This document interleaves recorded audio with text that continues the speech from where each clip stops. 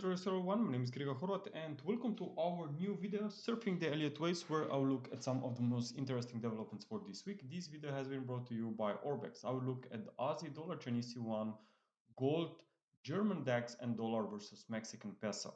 Now Aussie is coming very nicely to the downside. It stays in downtrend despite latest report of Australian GDP, which came year-on-year basis came out 2.1%. The forecast was 1.8%. The previous reading was 2.3%. So still, Aussie remains, in my opinion, in downtrend. Even GDP numbers cannot pick up the pair. I mean, keep in mind that we, after all, are at the new lows. We are already in the fifth wave. So whenever we have these 5 waves down, right? Something like that.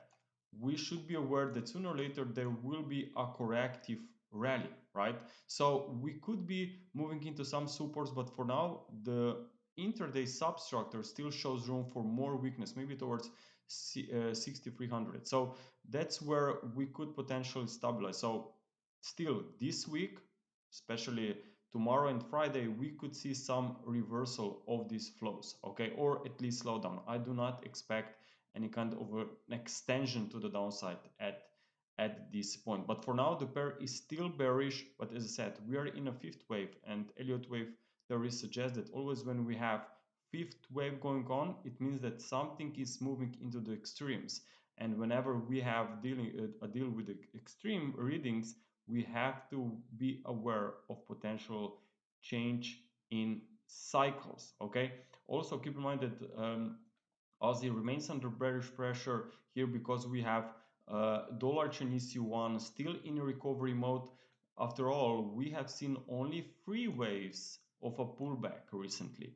Notice that price is also now breaking the channel resistance line, okay, so of this parallel channel. So I think that more upside here is in the cards for retest of 2022 highs. So I will be looking for further upside here, and that's why Aussie and Kiwi, which by the way you can see here at the bottom of this chart, remains very weak. So obviously if this dollar Chinese yuan will stay in uptrend, we can expect that Aussie will print lower levels. Also looking at gold here, gold in my opinion still could see more weakness. I'm seeing prices in a wave B correction within downtrend. Okay, so this downtrend can be temporary, looking at the structure away from my highs. So big support still, in my opinion, is around 1800.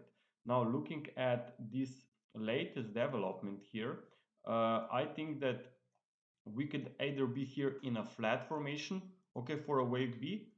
So that was a corrective rise, and that was also a corrective drop, just temporary to a new low, which is normally the case and perfect personality when it comes to flat corrections, or maybe running triangle. A running triangle is also possible. Okay, so if this, let's say that this trend line will hold, then this could also transform into a bearish running triangle. But in either case, even if we see some more upside here, I think the strong resistance will be seen around 1970 up to 1990 area. Okay, on the downside, if we, let's say, just keep moving lower here in the next few sessions, then 1900 could be potential supports. But then if we really bring this level, as I said, I most likely will look this to be a triangle. Okay, still, so in either case, I think that gold for now is really not looking good, and we are still in the mid of this summer range, but eventually this range could be broken to the downside.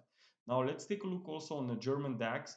Now German DAX has made a pretty impressive reversal here from end of July highs. Keep in mind that currently the price is breaking this trendline support and tested it as a resistance. Okay, so this really is not looking good, especially if we also consider that the rise here has been made by 3 waves. Now currently we are just testing this lower side of this corrective channel. So if we can break below that line, then I think that more weakness here could easily be shown here in the next few sessions. So watch out for this, because this could, as you know, also have a bearish impact on the euro as well. Also, there were some speculations that ECB may not be that hawkish anymore, and of course this is also something that we have to consider when it comes to the euro. But now let's focus also on dollar Mexican peso. Keep in mind that we have the risk of flows, right? Even dollar Mexican peso has seen some recovery, but by the way, Mexican peso has been doing very, very well over the last few months. Okay, so if you see Mexican peso turning to the downside, then you really know that risk of flows could be here and the dollar is very strong. However, if let's say that those flows will change and that stock market will stabilize and maybe dollar hit some resistance, then I think the dollar Mexican peso could be very, very attractive on the short side, because it's a bearish structure, and after all we have 3 waves up so far from the lows. So very nice resistance could be seen around 18 area, okay, or 1790. There you have the previous swing low and also this upper resistance line of this impulsive channel. Okay, so this is also very important area here. So if, let's say, in the second part of this week we will see a change in flows, stocks will stabilize, and dollar index or dollar in general will come to the downside while the other major currencies will recover, watch out dollar Mexican peso, because this one could really quickly be turning back to the downside. And if at some point we draw back towards 7, then I think that more weakness here will be seen in wave 5 over the next few weeks. Traders, thank you very much for your attention. I hope that you enjoyed this video and talk to you soon.